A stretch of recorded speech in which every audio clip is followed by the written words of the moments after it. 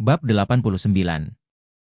Yue Sheng tidak menyangka bahwa mengakui kesalahannya tidak akan berhasil. Charlie tetap tidak berencana untuk melepaskannya. Seluruh orang ketakutan, jatuh koma.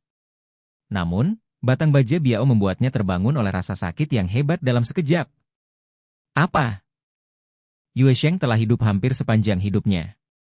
Mengapa dia menderita karena kejahatan seperti itu? Dia menangis putus asa. Tuan. Charlie, aku benar-benar tahu bahwa aku salah. Mulai sekarang saya akan mendisiplinkan gadis tidak berbakti ini dengan ketat, dan saya tidak akan pernah membiarkan dia melakukan hal-hal yang menyakitkan seperti ini. Charlie berkata dengan jijik, kamu cukup melalaikan tanggung jawab. Singkatnya, Yue Sheng langsung gemetar. Charlie dengan tegas bertanya, Mr. Yue Sheng, aku bertanya padamu.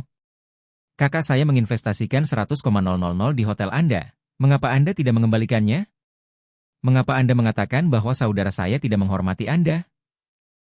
Wajah Yue Sheng pucat dan buru-buru berkata, saya salah, saya salah.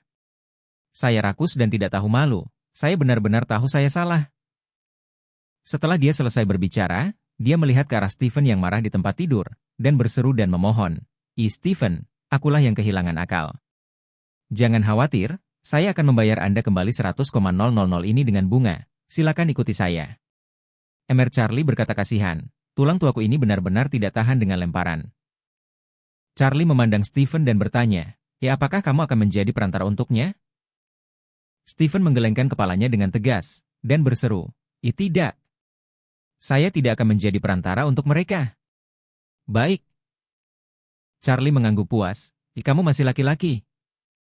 Setelah selesai berbicara, dia menoleh ke arah Yue Sheng, yang putus asa, dan berkata, jika kamu tidak hanya tidak memiliki cara untuk mengajari anakmu, kamu juga tidak sopan, dan kamu mencoba untuk menginvasi semua tabungan saudaraku selama beberapa tahun terakhir.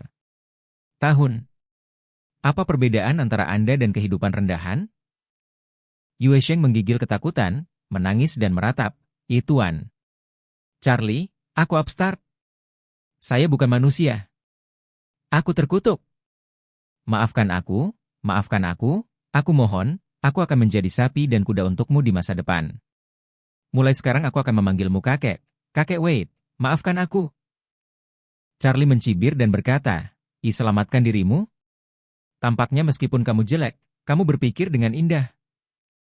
Setelah itu, dia berkata kepada Biao, ambil tangan kanannya untukku. Saya pikir dia tidak akan berani merebut barang orang lain di masa depan. Yue Sheng menangis putus asa. Tidak, Tuan Charlie, tidak. Biao menghantam keras. Tanganku. Charlie berkata kepada Biao, angkat mulutnya dan tarik ke samping. Ini baik. Biao segera menutup mulutnya dan melemparkannya bersama dengan saudara Qi. Lily sangat takut dia menjadi gila. Zhao Dong juga sama.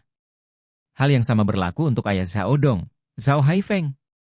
Dia memandang Zhao Dong, menampar dengan marah, dan mengutuk, dog bastard. Siapa yang membuatmu main-main di luar? Kamu akan membunuhku. Charlie memandang Zhao Haifeng sambil tersenyum, dan bertanya, apa? Putra Anda berkumpul dengan tunangan saudara laki-laki saya dan memberi saudara laki-laki saya istri selingkuh. Apakah kamu tidak tahu bagaimana menjadi seorang ayah? Zhao Haifeng menangis ketakutan. Dia tidak tahu bagaimana menjawabnya. Karena barusan pelajaran Yue Sheng untuk masa lalu ada untuknya untuk mendapatkan idenya. Jika Anda mengatakan Anda tahu, kaki kanan Anda akan patah. Jika Anda tidak tahu, kaki kiri Anda akan patah. Bab 90. Melihat bahwa dia tidak berani menjawab, Charlie berkata langsung kepada Biao, orang tua ini sepertinya sangat lihai. Dia pikir dia bisa melarikan diri dari hukuman tanpa berbicara. Biao, kamu tinggal menggaruk kedua kakinya. Ya, Tuan Charlie. Charlie memandang Zhao Haifeng yang sangat bingung, dan berkata dengan dingin, salahkan anakmu karena telah menyakitimu. Segera setelah itu, dengan dua ratapan putus asa, kedua kaki Zhao Haifeng benar-benar hancur. Melihat ayahnya mengalami cacat permanen, Zhao Dong merasa tidak terkendali untuk beberapa saat, dan segera setelah itu, sepotong cairan berbau kekuningan keluar dari selangkangannya. Dia sangat ketakutan dan itu kencing. Charlie tersenyum dingin, oke, sepertinya kamu benar-benar orang yang tidak bisa mengontrol hal itu. Saat ini, semua ini disebabkan oleh ketidakmampuan Anda untuk mengendalikannya. Saya tidak berpikir Anda bisa menyimpannya lagi. Setelah selesai berbicara, dia memberitahu Biao, jangan biarkan dia menjadi pria. Ekspresi Biao muncul dengan sedikit keheranan. Pria yang sama, dia tidak bisa membantu tetapi mengencangkan selangkangannya ketika dia mendengar perintah ini. Orvel segera berteriak, apa yang kamu lakukan dengan bingung? Jangan terburu-buru untuk mengikuti instruksi Tuan Charlie. Biao segera pulih, dan berkata kepada orang-orang di sekitarnya, pisahkan kaki Bestart. Zhaodong putus asa dan berteriak dengan keras, Tuan. Charlie, Wait, maafkan aku. Bahkan jika Anda menghapus tangan dan kaki saya, biarkan saya menjadi seorang pria. Charlie tersenyum, menurutmu apakah ini pertanyaan tentang menghapus tangan dan kaki dan menghapus hal-hal itu? Anda salah, ini adalah pertanyaan pilihan ganda, Anda juga tidak bisa melarikan diri. Segera setelah itu, Biao mengangkat kakinya dan tiba-tiba turun. Zhaodong benar-benar menjadi seorang Kasim. Namun, ini belum berakhir. Berdasarkan permintaan Charlie, Biao menghapus tangan dan kakinya.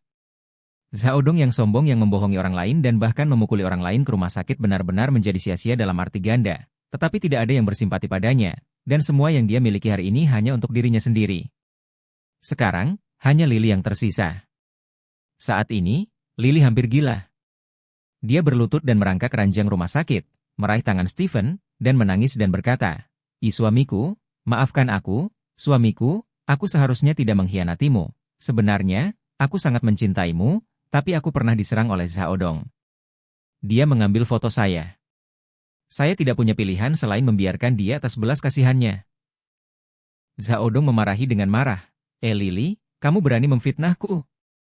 Jelas sekali, itu adalah pegadaian tempat Anda dan ayah Anda datang kepada saya. Anda tahu bahwa keluarga saya memiliki uang untuk menghubungkan saya dan berinisiatif untuk tidur dengan saya. Jika tidak mungkin bisa bersama denganmu. Saat dia berkata, dia menangis dan berkata kepada Charlie, Charlie, jangan percaya pada bingkai ini. Saya memiliki riwayat obrolan. Dia berinisiatif menambahkan saya ke WeChat untuk mengaku kepada saya, mengatakan bahwa dia jatuh cinta pada saya pada pandangan pertama, dan dia berinisiatif untuk mengirimi saya beberapa pesan. Foto pribadi dan close-up untuk merayuku.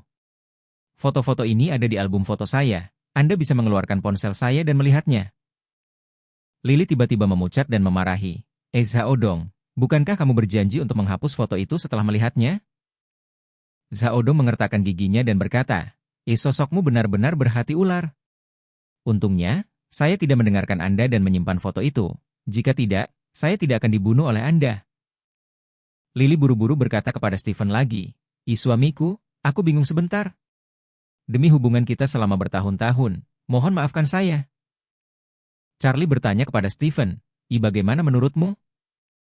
Stephen melirik Lily, mengulurkan tangan dan mendorongnya ke samping, dan berkata, saya tidak kenal wanita ini. Lily tiba-tiba pingsan dan menangis. Charlie berkata, jika ini masalahnya, maka patahkan kakinya, dan kemudian cacat dia sehingga dia tidak bisa lagi berhubungan dengan pria untuk sementara waktu. Charlie tidak memiliki simpati sedikit pun untuk Lily, wanita jalang yang sangat gatal. Biao segera mematahkan kaki dan wajahnya Lily sesuai dengan instruksi, dan bahkan memotong rambutnya dengan gunting medis. Sejauh ini, kelima orang itu telah membayar harga yang menyakitkan.